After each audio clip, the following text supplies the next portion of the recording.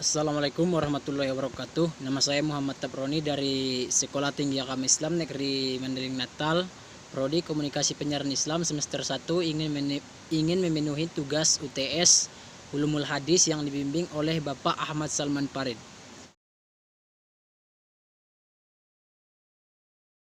Hadis adalah segala sesuatu yang disandarkan kepada Nabi Muhammad SAW, baik itu dari perkataan, perbuatan maupun sifat atau takdir. Adapun sejarah tentang penulisan hadis. Penulisan hadis memang pernah ada pada masa Rasulullah. Terdapat 52 sahabat pilihan yang disuruh oleh Rasulullah SAW untuk menuliskan hadis. Kemudian ke-52 sahabat tersebut menuliskan hadis ke dalam lembaran-lembaran kertas dan kulit yang berisi tentang penafsiran Al-Quran, tentang hukum pidana, zakat, dan lain sebagainya. Kemudian pada masa Khulafaur Rasyidin, tepatnya pada kekuasaan Umar bin Khattab, penulisan hadis dilarang keras dikarenakan urusan politik dan dikhawatirkan tersebarnya hadis yang palsu. Namun pada masa Umayyah, larangan itu dihapus. Umayyah membuat ribuan hadis palsu untuk kepentingan politik dan untuk memberengus musuh politiknya. Adapun orang yang pertama kali membukukan hadis adalah Ibnu Shihab Az-Zuhri.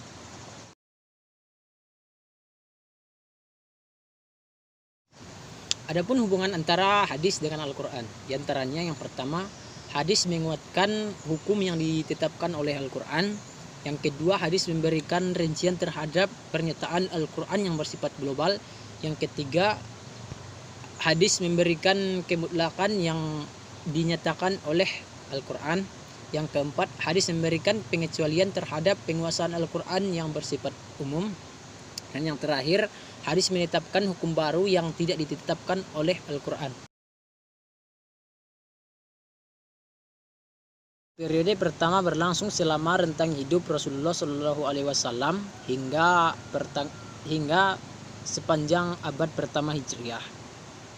Pada masa itu, Nabi Muhammad SAW bergaul dan berbicara kepada masyarakat dan para sahabat, baik itu di masjid, di rumah, di pasar, maupun saat berjumpa dengan para musafir. Apa yang dibicarakan oleh Nabi Muhammad SAW senantiasa diperhatikan oleh para sahabat yang menjadi periwayat hadis kendati berupa hafalan. Periode kedua dimulai sekitar abad pertengahan kedua Hijriah. Pada masa ini, sebagian besar para tabi'in menghimpun karyanya dalam berbentuk buku. Adapun beberapa penghimpun hadis pada periode ini, diantaranya yang pertama Muhammad bin Shihab Az-Zuhri. Muhammad bin Shihab Az-Zuhri ini dianggap sebagai ulama hadis terbesar pada masanya. Yang kedua, Abdul Malik bin Jurial dan sebagainya. Di antaranya hasil dari karya para tabi'in yang menghimpun karyanya dalam buku adalah Al-Muwatta, karya dari Imam Malik.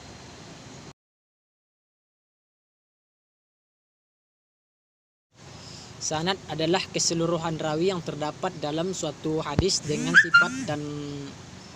sifat dan bentuk yang ada. Sedangkan matan adalah bunyi ataupun kalimat yang terdapat dalam suatu hadis yang menjadi isi riwayat.